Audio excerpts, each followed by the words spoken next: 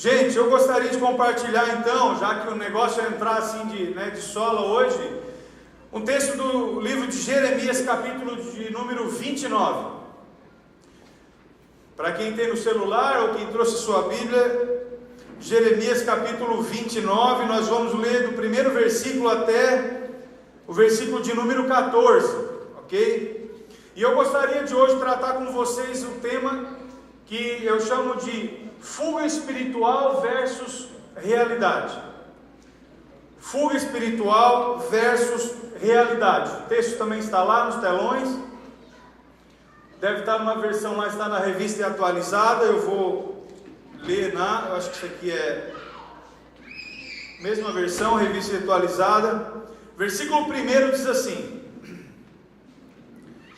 estas são as palavras da carta que o profeta Jeremias enviou de Jerusalém ao restante dos anciãos dentre os exilados, como também aos sacerdotes, aos profetas e a todo o povo que Nabucodonosor havia deportado de Jerusalém para a Babilônia.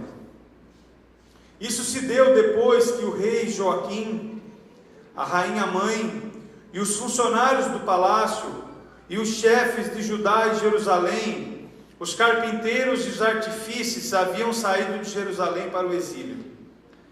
A carta foi enviada por intermédio de Elazã, filho de Safã, e de Gemarias, filho de Ilquias, os quais Edequias, rei de Judá, enviara a Nabucodonosor, rei da Babilônia. A carta dizia: assim diz o Senhor dos Exércitos, o Deus de Israel, a todos os que estão no exílio, os quais deportei de Jerusalém para a Babilônia. Versículo 5: edificai casas e habitai nelas, plantai pomares e comei do seu fruto, casai-vos com mulheres e gerai filhos e filhas. Também tomai esposas para os vossos filhos e dai vossas filhas em casamento, para que tenham filhos e filhas. Multiplicai-vos ali e não venhais a diminuir. Empenhai-vos pela prosperidade da cidade, para onde vos exilei. Orai ao Senhor em favor dela, porque a prosperidade dela será a vossa prosperidade. Pois assim diz o Senhor dos Exércitos, o Deus de Israel: não vos deixeis enganar pelos profetas e adivinhos que vivem entre vós, nem deis ouvidos aos sonhos que eles sonham por vós. Eles vos profetizam mentiras em meu nome, eu não os enviei, diz o Senhor. Porque assim diz o Senhor: quando completarem os 70 anos designados à Babilônia, virei até vocês e cumprirei a minha boa palavra a vosso respeito, e vos trarei de volta a este lugar. Pois eu bem sei os planos que tenho a respeito de vocês, diz o Senhor, planos de prosperidade e não de mal, para vos dar um futuro e uma esperança. Então me invocareis e vireis a orar a mim, e eu vos ouvirei. Vós me buscareis e me encontrareis quando me buscardes de todo o coração. E eu me deixarei ser encontrado por vocês, diz o Senhor, e mudarei o destino de vocês.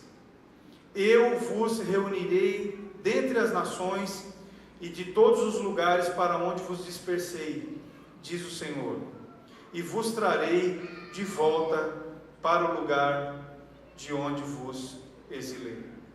Até aqui. Pô, pastor, que texto comprido, né? 14 versículos. Talvez para a maioria da galera aqui foi o maior texto que a gente leu essa semana, né? Mas assim, ficando... a galera... Não é só para quebrar o gelo. Mas esse texto falou muito ao meu coração. Eu estava ouvindo aí numa palestra essa tarde sobre ele. E quero contar uma história a vocês. Hoje pela manhã, fui ao trabalho e quando cheguei lá, havia combinado com uma série de 20 amigos para que todos chegássemos às 6 horas no trabalho.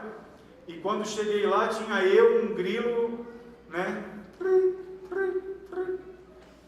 E aí, fiquei esperando a turma chegar para o início do nosso trabalho. De repente chegou um rapaz, um amigo meu, cara da Bleia, crente bom. E aí ele chegou para mim e disse: sabe da notícia aí do avião que caiu lá, que saiu, acho que foi da Malásia, né? Indo para a China.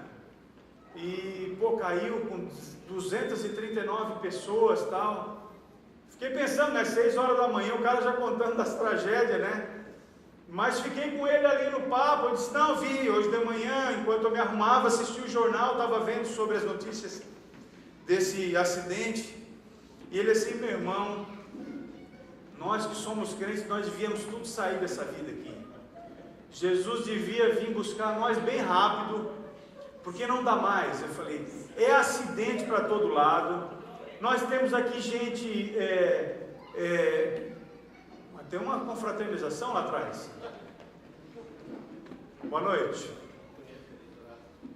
E aí o cara assim: meu irmão, é tráfico para todo lado, assassinato, acidente. A gente não deveria viver nesse mundo. Ele disse para mim: mas como assim, cara? Ele falou: olha, nós, a igreja, nós devíamos já ser tudo arrebatado. E se nós não formos agora, tenho certeza que Jesus já deve estar voltando bem logo para nos levar e nos livrar de tudo isso que a gente está vendo. De fato, vocês há de concordar comigo de que ligar um noticiário, né, às 6 da tarde é assistir um banho de sangue, né? Porque de 10 notícias, 9 são tragédias e tal. E de fato essa relação de que nós, parece que nós que servimos a Deus, ou que nos convertemos, ou que viemos para a igreja, de fato existe uma tensão entre a gente e aquilo tudo que está acontecendo lá fora. Não é estranho de lembrar que talvez muitos de nós aqui essa noite, que podem lembrar da experiência de conversão, lembram que quando se converteram pegaram assim os seus CDs e queimaram. Quem chegou a fazer isso aqui? Você queimou, Léo? Você também, Núbia? Você jogou fora? Irmãos, os CDs, assim, eu peguei uma pilha de CD, estava Led Zeppelin, Pink Floyd, estava tudo lá, e foi tudo para a fogueira. Tem gente que queimou boneca que tinha ganho na infância, queimou agenda, livros, roupas. Quem mais queimou alguma coisa aqui? Você queimou também, Everett? O pessoal entra na fogueira, porque parece exatamente isso, que quando nós encontramos a luz que vem de Deus, parece que o outro mundo, na qual as Escrituras chamam de mundo das trevas, parece que ele não faz mais sentido para nós, e há quase que naturalmente um sentimento de repulsa para tudo aquilo, né? A gente quer se ver longe daquilo, então tudo aquilo que nos ligava àquela vida que nós levássemos, parece que aquilo não fazia mais sentido. Então vai o CD para a fogueira, os filmes, né? Aqueles filmes que a gente não gostaria mais de assistir, todos eles vão fora. Aquela saia 4 dedos, né? Mas 4 dedos assim, né? Tem aquela 4 dedos assim, e tem aquela 4 dedos assim. Aquela saia também vai embora, foi embora, doou, entregou para alguém, né? Eu me lembro que tinha um amigo que pegou todos os CDs e disse: vou vender, né? Eu falei: mas como assim vender? Pois, cara, esse CD não presta. Eu falei: não, mas é justamente isso então, porque você não deveria vendê-los, né? Porque se não presta para você, não deve prestar para ninguém, né? E ele queria vender, ainda queria ganhar dinheiro, crente bom, ainda com esse negócio. Então, eu vejo muita gente falar assim, e se a gente olhar para a história, muita gente já viveu isso, né? Na própria Idade Média, a ideia de espiritualidade cristã era o camarada que vivia no monastério. Aqueles castelos lindos que a gente vê na Europa, né? Alguns aqui privilegiados pessoalmente, mas a maioria de nós pela internet, por fotos. Aqueles castelos normalmente ou eram de nobres ou eram monastérios, lá viviam os crentes. O pessoal vivia uma vida monástica, ou seja, guardada no meio de muros e muralhas, cercados do mundo exterior, porque a verdadeira espiritualidade ela só podia ser vivida separado do mundo cidades, do mundo pessoas, do mundo cidadãos, do mundo vida política, do mundo, enfim, daquilo que nós conhecemos na vida. O que acaba por acontecer é que tradicionalmente se confunde esses dois mundos, né? O apóstolo João vai dizer no seu evangelho, no capítulo 3, versículo 16, o que? Deus amou o quê? O mundo. Deus amou o mundo de tal maneira que deu o seu Filho unigênito. De que mundo ele estava falando? Porque o mesmo apóstolo João, lá nas cartas de João, ele vai dizer assim, não vos embrenheis, não vos conforteis, ou seja, não se liguem, não se relacionem com esse mundo perverso. Ou seja, um lado ele diz que Deus ama o mundo, do outro lado ele fala que nós não devemos nos conectar com esse mundo. É óbvio que o apóstolo João estava falando de dois mundos diferentes. No evangelho de João ele falava do mundo criação, Deus amou tudo que ele criou, mundo criação. E lá na carta ele estava falando de que mundo? Desse sistema perverso que nós olhamos aí fora, injusto, com violência. Era desse mundo que ele estava falando para nós não nos conectarmos. E essa carta de Jeremias aqui, esse capítulo 29, a carta que ele faz referência, ele diz respeito a esses dois mundos. A princípio completamente distintos, mas segundo a palavra de Deus aqui, ele nos mostra que esses dois mundos eles são indissociáveis. Nós não podemos separar esses dois mundos. Qual é o contexto dessa passagem de Jeremias, irmãos? O país de Israel, a nação de Israel havia sido escravizada. Quando fala o cativeiro, né? Tem umas palavras nas escrituras que parecem meio estranho. O que era o cativeiro, irmãos? Nós estamos tudo aqui no Brasil, os Estados Unidos vem aqui, domina a toda a nossa nação militarmente, e primeiro ele leva só os nobres, os governantes, os empresários, os mais ricos. Mata o rei, ou cega o rei, depois o mata, e depois ele pega e leva todos os brasileiros para um outro país. Foi isso que aconteceu com a nação de Israel. A Babilônia, com o rei Nabucodonosor, invade Israel, cega o seu rei, pega toda a corte e leva para a Babilônia. Hoje seria o equivalente onde fica o Iraque. E aí, a palavra de Deus diz aqui, que lá na Babilônia, eles eram subalternos, ou seja, eles tinham liberdade, mas eles viviam em profissões que sempre eram profissões de escalão menor, mas lá eles poderiam ter a sua própria religião, eles tinham espaço para servir os deuses de Israel, mas eles estavam num país que não era deles. Eles viviam num país e numa cultura e numa língua que era diferente da deles. Um país onde a organização política era diferente da deles. O idioma era diferente, a religião era diferente. Enfim, o rei Nabucodonosor era totalmente diferente do rei de Israel, ou seja, era uma outra conotação também de organização social e principalmente de religião. A religião de Israel não condizia em nada para uma religião extremamente politeísta, como era a religião na Babilônia. E aí, o texto começa já do capítulo 28, diz que um determinado profeta surgiu no meio dos escravos israelitas na Babilônia, chamado Ananiel, e começou a dizer assim para o povo: gente, sabe o que eu quero dizer para vocês? Que em 2 anos Deus vai libertar tudo a gente. A gente vai voltar para o Brasil, vamos voltar para as nossas casas e continuar a nossa vida. Nós vamos voltar para a nossa igreja, continuar tendo os nossos cultos, lá onde a gente sempre fazia. Olha, eu quero dizer para vocês que nós vamos viver longe da Babilônia. O nosso lugar não é a Babilônia, dizia Ananiel. E aí que se levanta o profeta Jeremias, e Deus toma o profeta Jeremias e diz: escreve uma carta à nação, porque aquele fanfarrão daquele Ananias é um mentiroso. E a carta é a carta narrada no capítulo 29. Essa é a carta que Jeremias escreve inspirado por Deus como profeta à nação, e aí todo o capítulo 29 vai expressar essa vontade de Deus. O que é interessante no capítulo 4 é o início dessa carta, e ela diz assim: assim diz o Senhor dos Exércitos. A carta começa assim, ó, quem está mandando a carta aqui é Deus.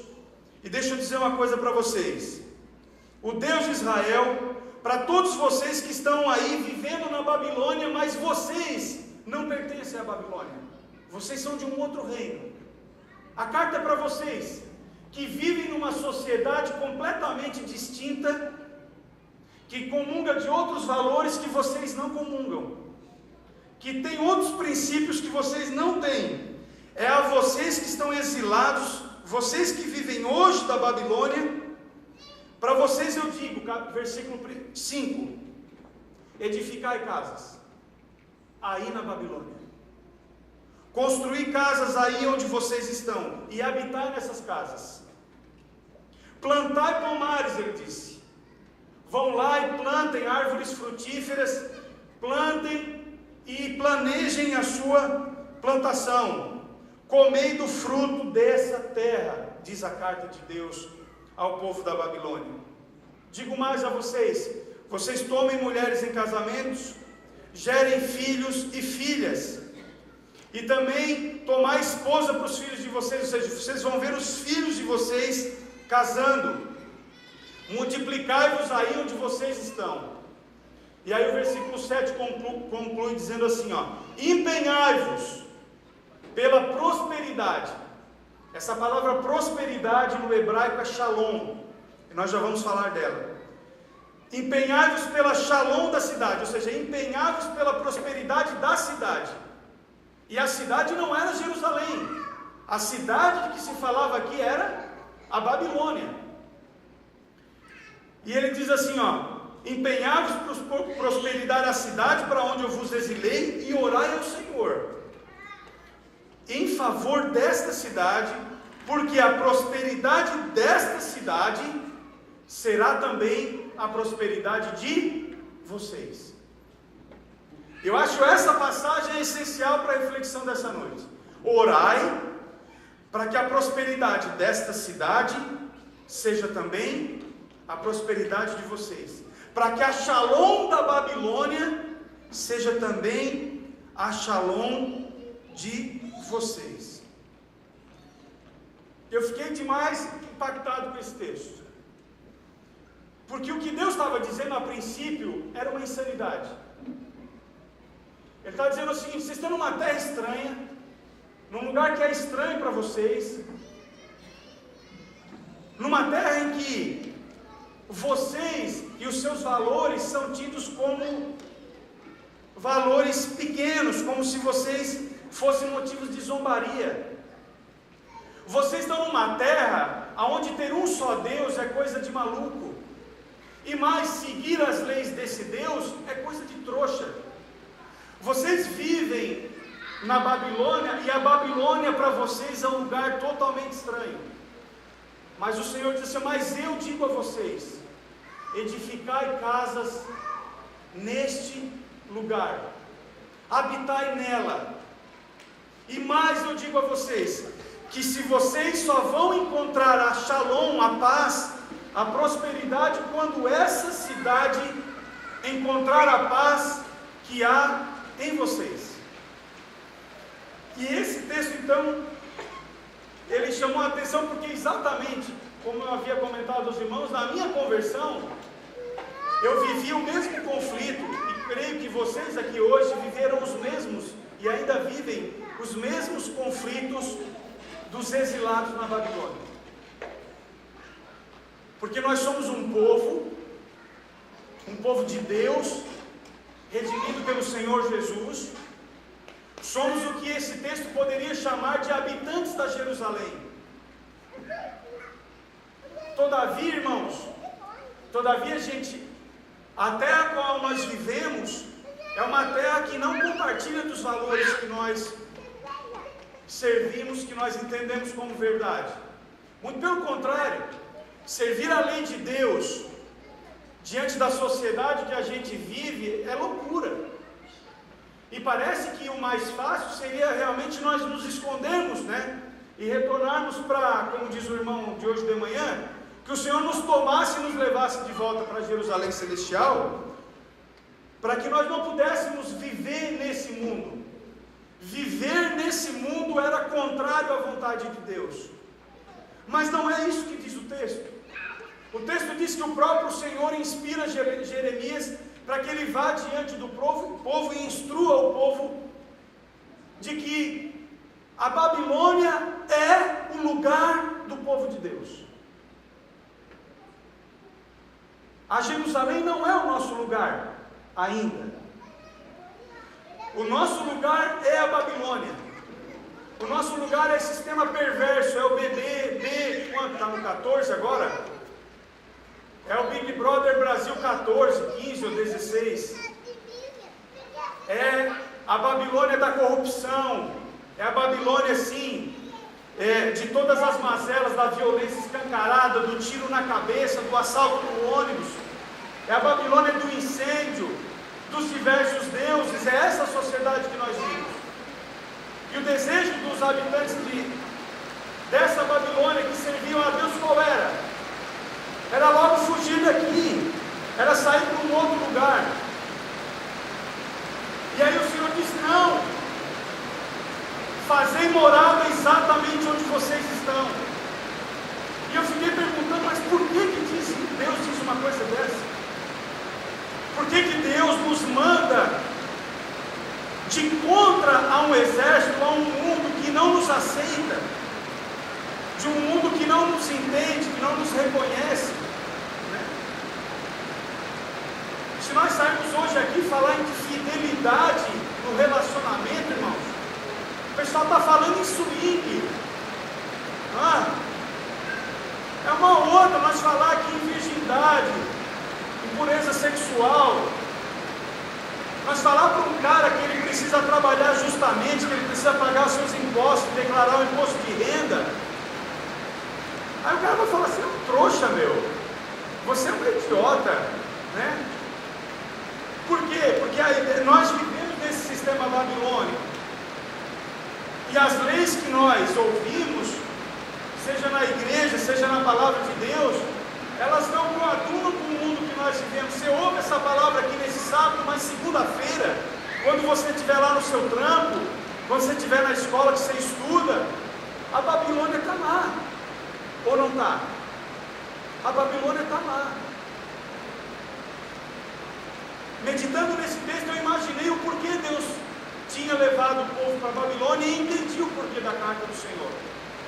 É interessante que, por que Israel foi levado escravo para um outro país?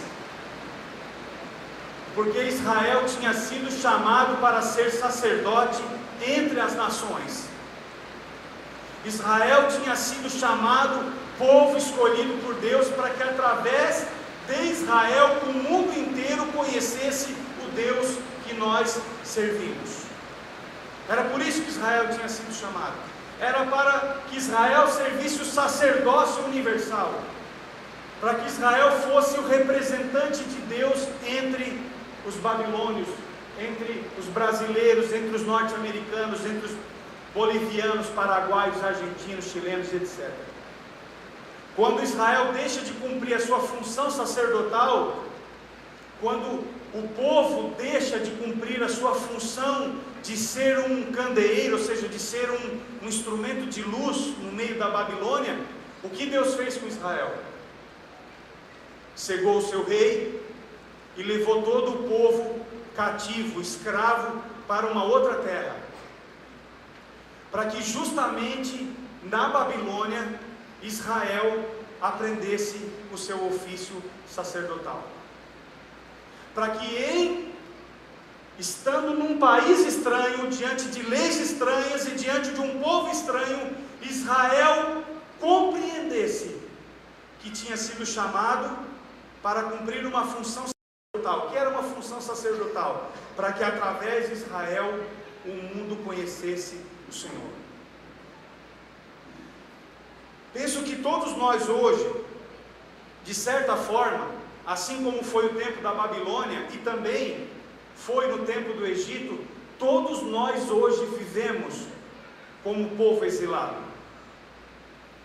A relação entre a nossa vida e a vida desse povo aqui possui muitas relações nas quais nós podemos extrair grandes verdades para o nosso coração. Enquanto Israel imaginava que serviria a Deus dentro da sua caixinha, dentro do seu templo, dentro da sua cidade, o que Deus estava dizendo era que Israel não serviria a Deus, senão que ela tivesse em volta de pessoas completamente estranhas da sua fé. Quantos de nós aqui imaginamos que um dia nós iríamos servir a Deus, mas sempre a igreja só nos deu poucas oportunidades? Se você quisesse servir a Deus há bem pouco tempo, você teria que ser ou pregador, ou tocar algum instrumento, ou guardar carros, servir na porta. E se você sentisse talvez uma chamada muito grande no seu coração, você podia ser um missionário. E ali acabava e extinguia todas as suas oportunidades de servir a Deus. O que lhe restava, se você quisesse servir a Deus com intensidade, com devoção e com paixão, ou eram essas vocações que se podia cumprir dentro de uma igreja, ou nada seria oportunizado a você. Ou você seguia um dos ofícios, pegava o microfone e começava a pregar no espelho, ou você pegava um instrumento, fazia uma aula de violão, ia tocar em alguma banda da igreja, ou o que te esperava era uma boa cadeira de plástico todos os sábados à noite. Por quê? Porque se imaginava que nós só poderíamos servir a Deus dentro dessa Jerusalém aqui. Enquanto Deus falou tantas vezes a Israel, e nos fala também essa noite, de que a vocação cristã, ela se expande ao nível social. O Senhor diz aqui: habitai casas, ou seja, vocês têm que morar no Nova Brasília, no Saguaçu, no Iririú, vocês têm que trabalhar nas empresas da cidade, porque vai sendo vivendo nessa cidade, e não só vivendo nessa cidade como um cidadão 007 cristão, né? Ninguém sabe que você é cristão lá no seu trabalho, né? Ninguém sabe que você é cristão lá na sua universidade, no seu bairro. Mas quando você adentrasse para a sua Jerusalém, então você era daí, né? O crente extremamente fervoroso. Mas de maneira que quando você tivesse vivendo qualquer outro lugar, você poderia ser então um advogado lá fora e aqui um crente aqui dentro. Penso que o que Deus estava ensinando ao povo aqui era que justamente a vocação cristã é que Deus escolheu e te capacitou para ser quem você exatamente é, e que exatamente a sua vida foi o que Deus preparou para usar você como um instrumento do seu reino, do seu evangelho. O que eu quero dizer aos irmãos essa noite é de que nós não precisamos, teoricamente, a princípio, ser ninguém mais do que nós somos para sermos um povo que representa, e não só representa, mas promove a shalom, a paz e a prosperidade na nossa cidade. Eu penso que quantas vezes eu imaginei de que eu teria que abandonar a faculdade, como fiz, irmãos, eu abandonei a faculdade de engenharia no 2º ano, para correr para dentro de uma igreja, porque eu acreditava que eu só poderia servir a Deus dentro da igreja. Eu não conseguia conceber a ideia de que se eu concluísse o meu curso de engenharia, eu poderia, dentro dos escritórios de engenharia, como um engenheiro cristão, abençoado, sabe, que serve ao Deus vivo, ao Senhor dos Exércitos, eu poderia ser dentro daquele escritório de engenharia, dentro de uma companhia, ou na prefeitura, ou em outro lugar, um servo de Deus lá dentro. Então, na minha cabeça, eu teria que abandonar o mundo, eu teria que ir para dentro da casinha de Jerusalém para servir a Deus. Eu não acreditava na possibilidade de servir a Deus dentro da Babilônia. Imagine a capacidade e a amplitude que se abre se a Igreja Resgate não tem a Joana como missionário, ou a Thelma, ou qualquer outro dos 5 ou 8 ou 10 missionários.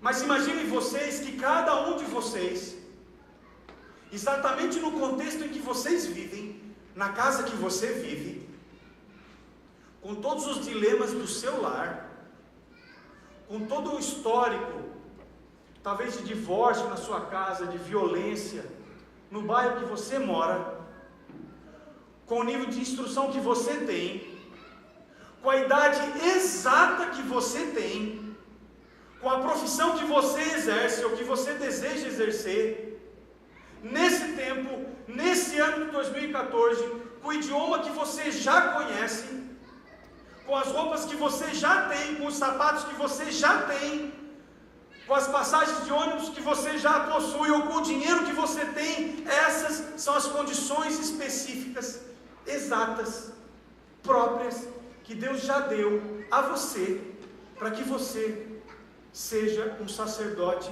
aonde você esteja. A ideia que o texto nos dá é de que a nossa própria vida, irmãos, se nós acreditamos no senhorio de Jesus Cristo, que a nossa própria vida, com todos os problemas que ela tem, e com todos os pecados que nós temos, que já estão escondidos em Jesus Cristo, ela é exatamente o projeto missionário de Deus em você para a nossa cidade. Que não há mais nada que nós possamos fazer. O que o Senhor está dizendo: more nessa cidade, toque a sua vida como ela está, porque vai ser através da sua vida do jeito que ela está, porque foi essa vida que eu desenhei para você. Aí você pode dizer: pô, pastor, mas você não sabe as lutas que eu passo lá em casa. Você nunca viveu onde eu vivi. Irmãos, é exatamente isso. Nós não estamos na Jerusalém, um lugar perfeito, na terra onde Deus está nos preparando. Nós moramos na Babilônia.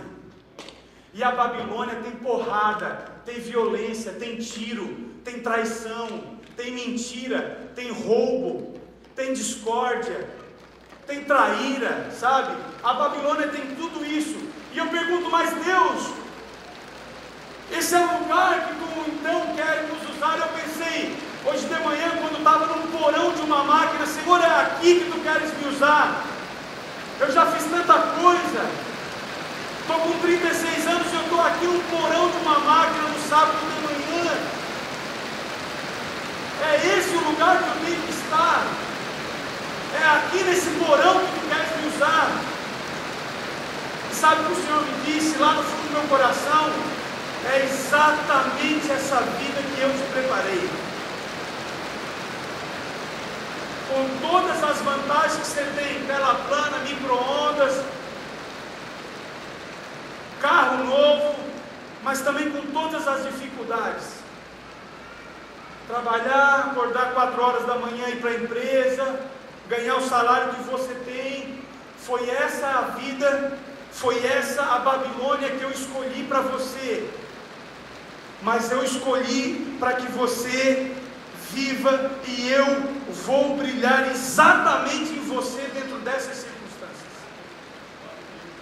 Diz aqui o texto: eu conheço, diz o Senhor, os caminhos e os planos que eu tenho para vocês. Eu conheço. Diz o versículo 11: eu bem sei quais são os planos que eu tenho a respeito de vocês. O Senhor sabe os planos que Ele tem a seu respeito. Nenhuma dificuldade que você vive está longe do conhecimento de Deus. Ele as conhece todas. Nenhuma dificuldade. Pastor, mas eu estou em depressão. É na sua depressão. Pastor, eu estou em dificuldade no meu namoro, acabou o relacionamento esse final de semana. É na quebra do namoro. Pastor, eu ganho 600 pila por mês, pago 400 de aluguel. É assim que Deus vai usar você. Eu sei os planos que eu tenho a respeito de vocês Senhor, nós vivemos na Babilônia, é louco essa vida. É aí que eu quero vocês. Habitai casas, morai nela, casai, toque a vida de vocês. Eu sei os planos que eu tenho para a vida de vocês. Eu sei, diz o Senhor dos Exércitos. Eu sei. E Ele vai dizer aqui: os meus planos para vocês são planos de prosperidade e não de mal. Planos para dar a vocês um futuro e uma esperança. Por tantas vezes que você questionou a sua vida, por tantas vezes que você se perguntou o porquê que você está vivendo o que você está vivendo. Amém? Quantas vezes você se perguntou: o que eu estou fazendo aqui? Eu não queria isso para mim. Eu nunca imaginei isso para mim. Você já não pensou assim? Eu já pensei centenas de vezes isso. Mas mais do que tudo isso, o que nos chama a atenção também é que no versículo 8 o Senhor diz assim, porque vocês devem então orar pela prosperidade da Babilônia. Como assim? Como a prosperidade da Babilônia? Ele fala assim, orai pela prosperidade de Joinville. Senhor, Joinville é uma cidade perversa, uma sociedade desigual. Pregador, vai ser, hein? Fica gelo, irmão, descansa, fique em paz. O que eu achei interessante é o seguinte, orai pela prosperidade da cidade. Irmãos, a palavra shalom no hebraico, ela tem um significado imenso. Sabe o que é shalom no hebraico? As pessoas traduzem shalom por paz. Mas paz é um conceito muito pobre. Shalom é muito mais. Sabe o que é shalom? Shalom é todo mundo com salário digno. Shalom é todo mundo vivendo numa casa digna. Shalom é não ter fome. Shalom é ter educação de qualidade. Sabe o que era shalom? Shalom era o plano de Deus para o povo. É o plano de Deus para nós. Sabe o que é shalom?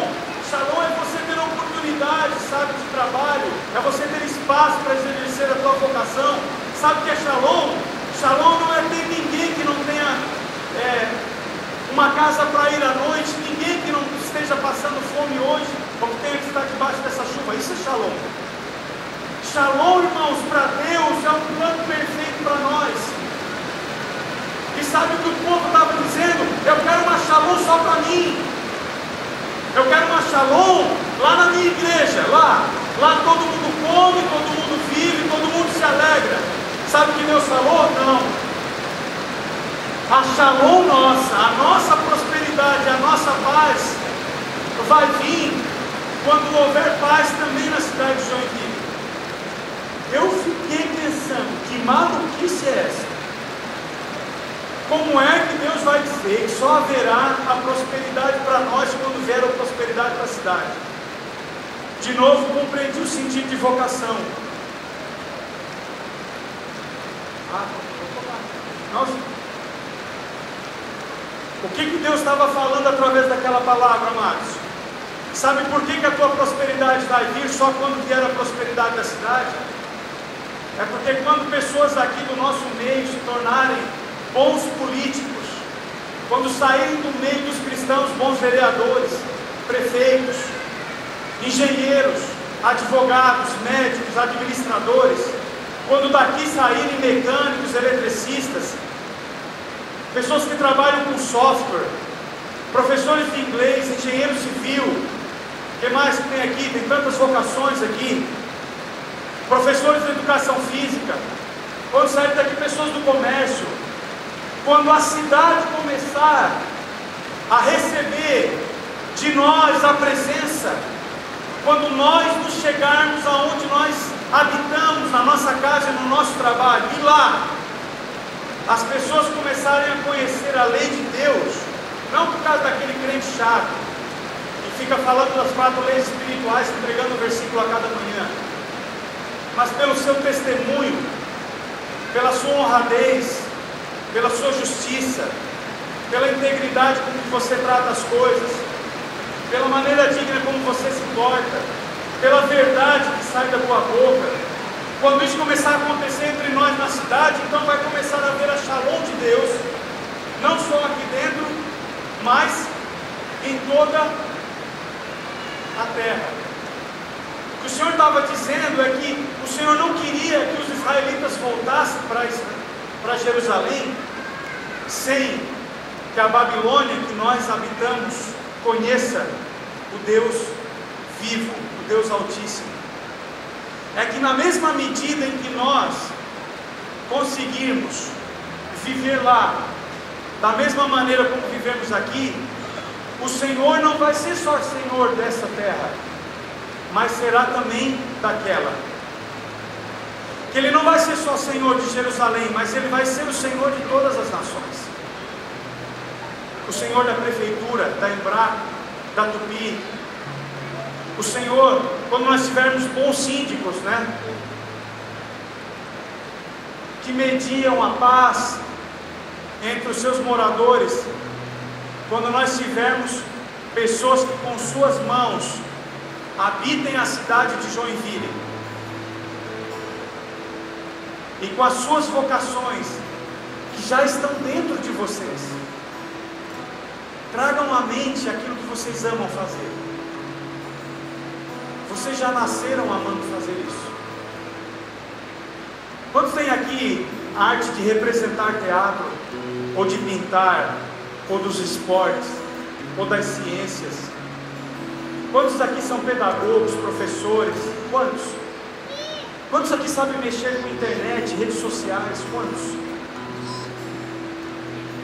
Deus já plantou dentro de você a sua chama missionária.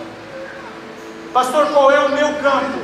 É a sua casa, é o seu trabalho, com aquele chefe burrinha que você tem, é ele mesmo, é lá, um lugar completamente distinto da gente. A gente chega lá e você diz: olha, eu me sinto mal às vezes naquele lugar. Sabe o que as Escrituras nos ensinam? Orem pela Babilônia, seja ela a sua casa, o teu trabalho, aonde você plantou os seus pés. Deus sabe os planos que Ele tem para você, e Ele não errou com a sua vida. Deus não falhou com você. Aonde você está, apesar da zorra total que possa estar onde você está,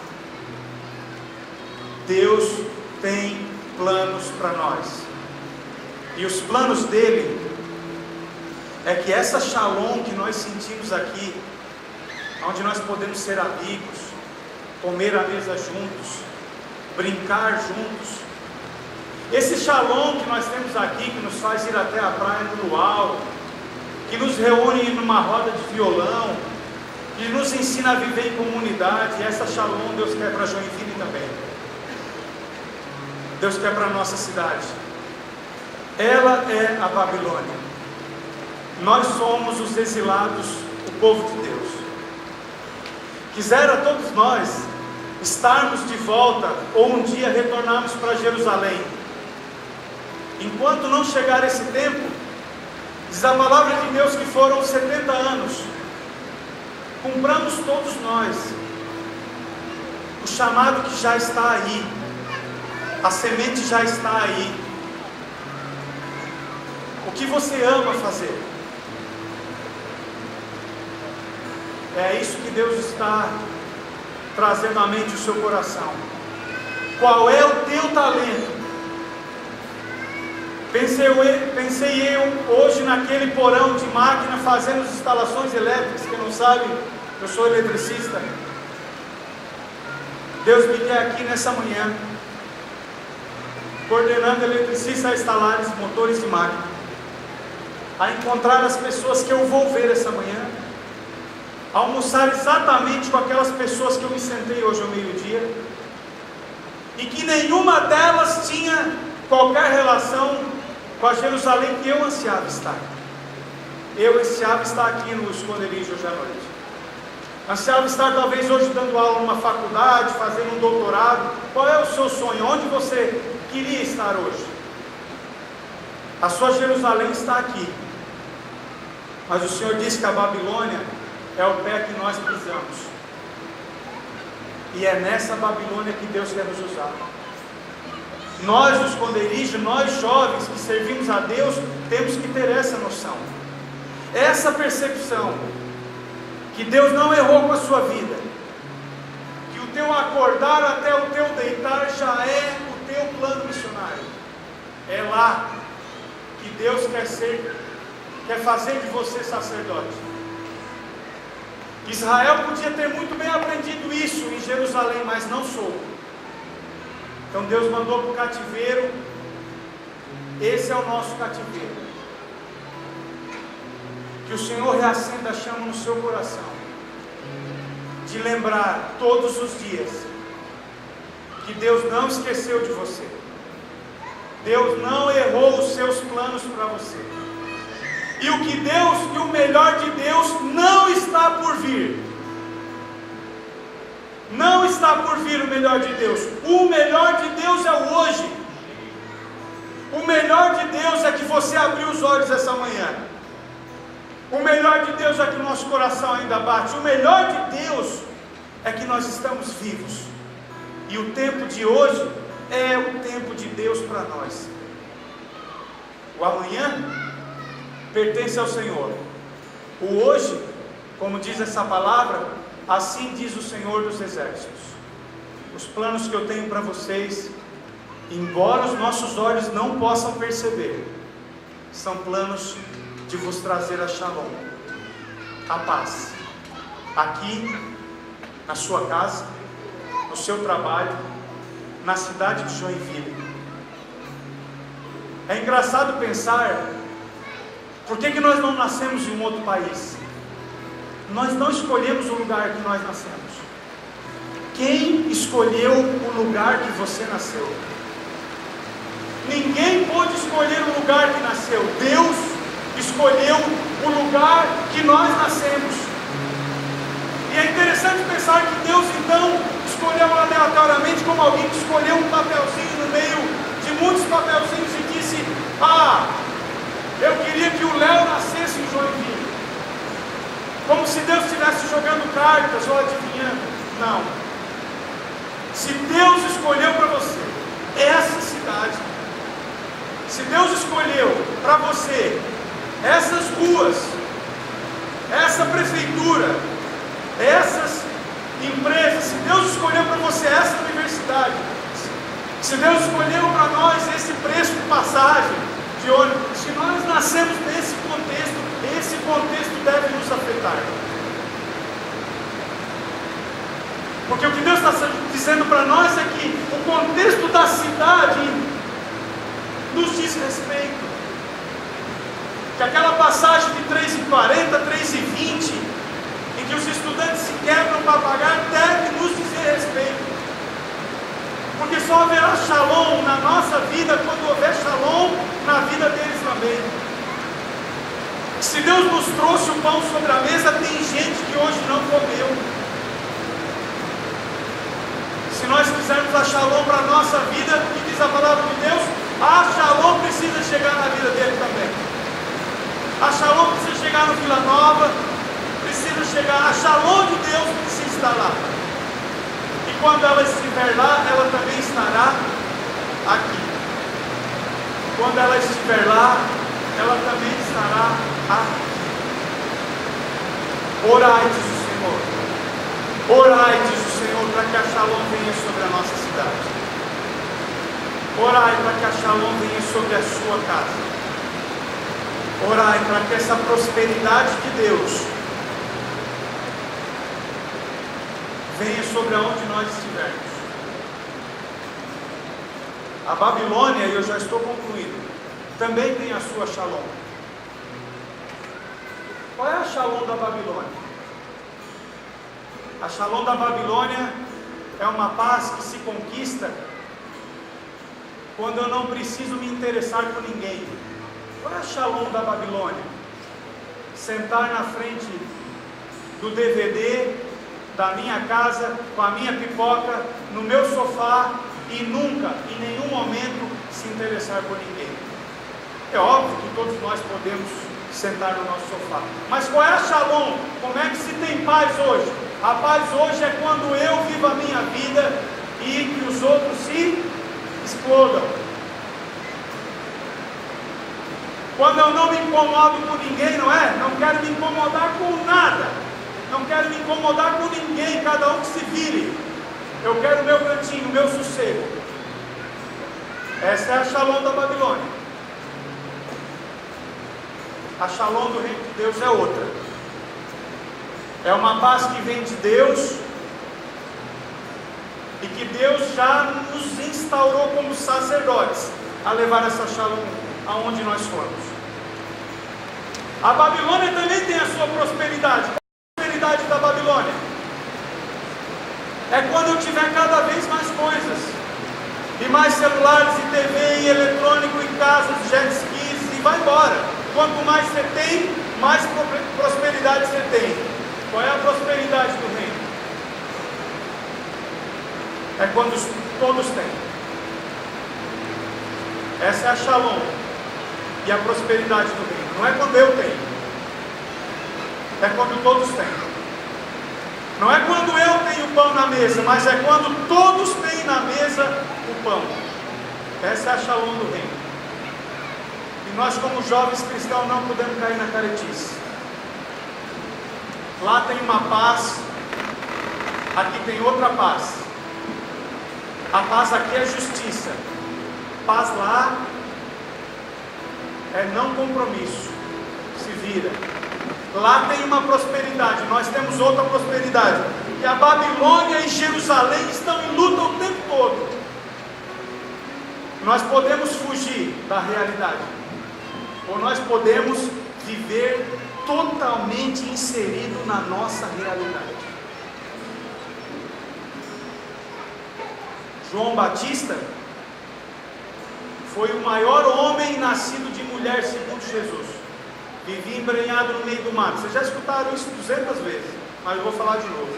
João Batista disse: esse cara é crente, espiritual. Esse cara é um cara espiritual. O maior homem já nascido de mulher foi João Batista. Estava lá no meio do mato, vivendo a espiritualidade dele, sozinho. Mas eu posso contar agora. Jesus diz assim: ó, o menor do reino de Deus, o menor do reino de Deus é maior que João Batista. E Jesus viveu uma espiritualidade diametralmente oposta de João Batista. Enquanto João Batista estava isolado no seu contexto igrejeiro, Jesus estava embrenhado no meio das pessoas, nas festas, nos prostíbulos, na casa das gentes. Ele fez habitação no contexto que ele nasceu, fez casa, fez morada, habitou, viveu a realidade, encarnou. Ele disse: Jerusalém me diz respeito, é minha também. Poderia ir mais longe. Eu falei que ia falar bastante hoje, né? Falei, eu acho, com o Guilherme, mas é porque está muito vivo no meu coração. Eu lembro que eu perguntava por que Jesus disse que o nome dele seria Deus conosco, né? E eu fiquei pensando, que lindo, né? Falar Jesus conosco, né? Ele é o Deus conosco, ele é o Emanuel. E que ele é uma boa notícia não para os sãos, mas ele é que é uma boa notícia para os doentes, né? E aí parece que tudo começa a se encaixar em tudo que a gente está dizendo, né? É que o Emanuel, ele não quer ser Emanuel conosco, ele quer ser Emanuel de todos. Ele quer ser o Deus comigo de todas as pessoas, de todas as pessoas. E aí é fácil pensar de que aonde a Sarinha está e as pessoas que a Sarinha conhece, só a Sara vai poder atingir. É dela, porque foi o contexto que ela vive, os amigos, os vizinhos. A Júlia tem outro contexto, diferente do da Sara. Ela mora em outro bairro, em outra casa, teve outra criação, mas é o contexto da vida dela em que Deus quer resplandecer e transformar a trevas em luz. Deus não errou com a Júlia. Deus sabe exatamente da vida dela. Assim com o Tiago, com a Fran, com todos nós aqui. Deus não errou com a nossa vida. Agora Deus quer que nós deixemos de ser menino e menina e começar a encarar a vida com um grau de maturidade maior. Deus nos pede isso. Ele dizia aos cidadãos de Jerusalém: vocês precisam encarar a Babilônia. Os frangotes já ficaram para trás, só os valentes sobrevivem na Babilônia. E é barra sobreviver na Babilônia. É barra. Mas se é o Senhor que tem os planos para nós, se é o Senhor que apontou nessa direção, então nós podemos fechar os nossos olhos e crer que, apesar de onde você vive, apesar da sua história, apesar de quem você conhece, apesar de todas as suas lutas, é exatamente esse o contexto ideal em que Deus quer ser glorificado. É ali que Ele quer ser conhecido como Senhor dos Exércitos. E aí, irmãos, nós não precisamos mais formar missionários. Nós temos 100 nessa noite aqui. 100. Os planos do Senhor são de paz, da verdadeira paz, e da shalom, da sua justiça.